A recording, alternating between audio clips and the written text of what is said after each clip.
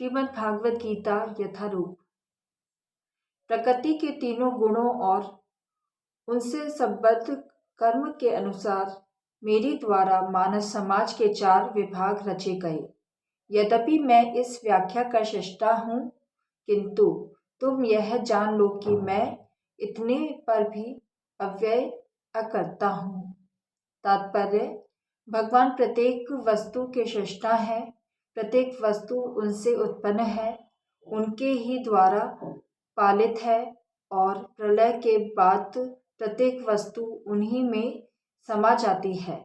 अतः वह ही वर्णाश्रम व्यवस्था के सृष्टा है, जिससे सर्वप्रथम बुद्धिमान मनुष्य का वर्ग आता है, जो सतोगुणी होने के कारण ब्राह्मण कहलाते हैं।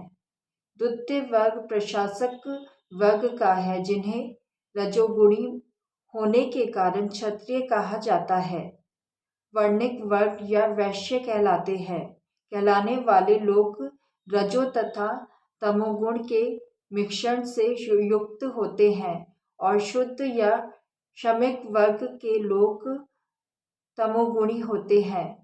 मानव समाज के इन 4 विभागों की सृष्टि करने पर भी भगवान कृष्ण इनमें से किसी विभाग में नहीं आते, क्योंकि वह उन बद्ध जीवों में से नहीं है जिनका एक प्रश्न मानव समाज के रूप में है।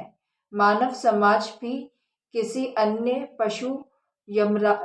पशु समाज के तुल्य है, किंतु मनुष्य को पशु स्तर से ऊपर उठाने के लिए ही उपयुक्त वर्णाश्रम की रचना की गई, जिससे क्रमिक रूप में कृष्ण भावनामृत विकसित हो सके।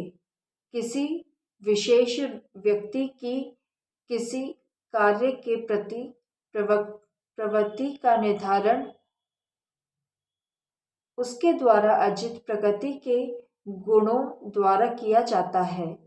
गुणों के अनुसार जीवन के लक्षणों का वर्णन इस ग्रंथ के 18वें अध्याय में हुआ है, किंतु कृष्ण भावना भावित व्यक्ति ब्राह्मण से भी बढ़कर होता है। यद्यपि गुण के अनुसार ब्राह्मण को ब्रह्म या परम सत्य के विषय में ज्ञान होना चाहिए, किंतु उनमें से अधिकांश भगवान कृष्ण के निर्विशेष ब्रह्म स्वरूप को ही